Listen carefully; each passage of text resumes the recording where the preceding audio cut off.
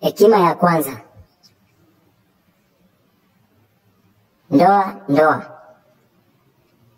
Ndoa imekuwa na changamoto.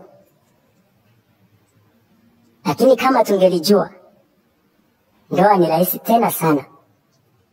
Kuishi na mke, kuishi na mume ni jambo ambalo ni rahisi, ikiwa tutatii sheria zake. Leo katika hekima yetu ya kwanza, kependa tuangalie kuhusu ndoa. Waefeso sura ya 5 mstari wake wa 22 inasema, wake wawatii waume zao kama kumtii Bwana, maana mume anayo mamlaka juu ya mkewe. Yaani sisi wanawake tunaambiwa ya kwamba tukawatii waume zetu.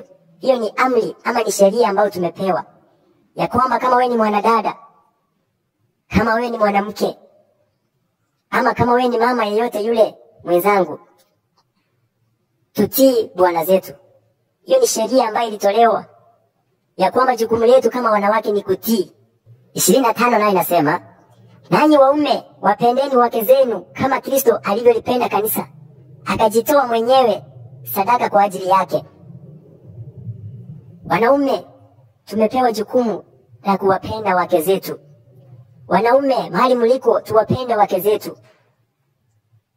Hiyo ndio sheria ambayo ilitolewa na Mwenyezi Mungu. Tungekuwa tunatii hivyo, ndoa haingekuwa changamoto. Ya kwamba mke, amri yako ambayo ulipewa ni kumtii mume wako. Yale ambayo anayazungumza, yale ambayo anayasema, wewe kazi yako ni kutii. Isiwe wewe ndio pingamizi. Kati anasema hili, wewe unapinga. Hiyo ni kinyume na sheria. Na wewe mwanaume, kazi yako ni kumpenda mke wako. Hakikisha ya kwamba amekula vizuri. Hiyo ni kuonyesha upendo. Mtu ambaye unampenda lazima umpe chakula, lazima umnunulie mavazi mazuri, lazima umweke maisha yasiyo machungu ama maisha ya kuteseka, kwa maana unampenda. Lakini leo katika hekima yetu, ningependa sana tuingie katika upande wa wanawake. Zungumzie kuhusu wanawake. Katika hekima yetu inasema, afadhali kuishi na simba na nyoka kuliko kuishi na mwanamke muovu. Na ndio maana nikasema katika hekima yetu leo tunazungumzia kuhusu mwanamke, ya kwamba ni afadhali kuishi na simba na nyoka kuliko kuishi na mwanamke muovu. Ya kwamba mwanamke muovu ni kitu kibaya. Uovu wa mwanamke umbadilisha sura. Yaani mwanamke akiwa muovu, hata sura yake inabadilika. Uso wake ukawa kama uso wa dubu. Yaani anakuwa kitu kibaya. Hiyo ndio sura ya mwanamke muovu. Kama vile ilivyo shida kwa miguu ya mzee kupanda mlima uliojaa mchanga, ndivyo ilivyo kwa mume mpole kuishi na mke mwenye makelele ama kelele. Na ni ukweli kabisa ya kwamba mume aliye mpole, mume ambaye ni mtulivu, inakuwa shida kwake kuishi na mke ambaye anapenda kelele, mke ambaye kila wakati ni kugombana.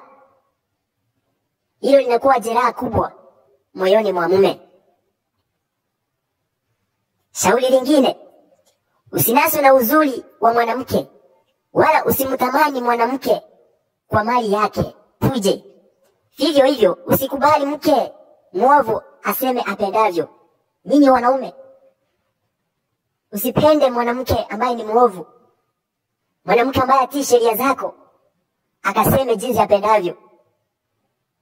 Yaani awe ni mtu ambaye analeta maamuzi fulani, usikubali. Yaani mume aliye na mke mwema, siku za maisha yake zitaongezwa maradufu. Mke mwaminifu ni furaha ya mumewe. Mumewe ataishi kwa amani miaka yote. Mke mwema ni baraka kubwa, baraka anayopewa mume amchaye Bwana. Kumaanisha kumcha Bwana ni jambo la maana, kwa maana kupitia kumcha Bwana, Mungu naye atakupa kitu kizuri. Atakupa mke mzuri, mke ambaye si msumbufu. Kwa hivyo wale ambao tuko katika ndoa inasumbua, chunguza uhusiano wako na Mungu ukoje. Mke mwovu ni kama nira inayokwaruza shingoni. Kujaribu kumtawala ni sawa na kushika nge. Yaani mke mwovu ni kama nira inayokuaruza shingoni. Kujaribu kumtawala ni sawa na kushika nge. Maana si jambo rahisi kumtawala mke ambaye ni mwovu. Ama mke aliyelewa usababisha hasira. Hawezi kuficha aibu yake. Hawa ni wanawake wale ambao tunapenda kunywa. Hekima yetu inasema mke aliyelewa usababisha hasira. Hawezi kuficha aibu yake. Mke mzuri umfurahisha mumewe, na uchuzi wake umfanya awe na nguvu.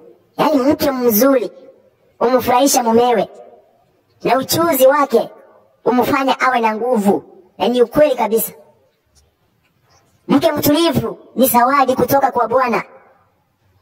Hakuna bei ya kufaa kulingana naye. Mke mwenye kiasi upendeza zaidi na zaidi. Hakuna kipimo kinachoweza kumpima mke mwenye tabia nzuri.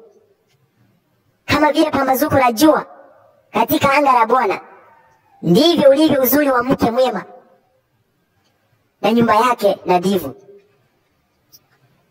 Kama vile taa iwakavyo juu ya kinara kitakatifu, ndivyo ulivyo uzuri wa uso wake na umbo lake. Na huo ndio ukweli.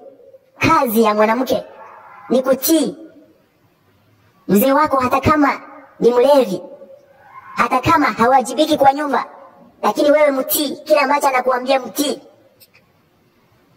Yale ambayo anayasema yatii, na hakika utafanikiwa katika ndoa yako. Hiyo ndio hekima yetu ya kwanza. Katika hekima zifuatazo tutaangalia pia kuhusu mume. Je, ukiwa na mume mzuri ni faida gani? Kwa hivyo asifiwe Bwana Yesu Kristo.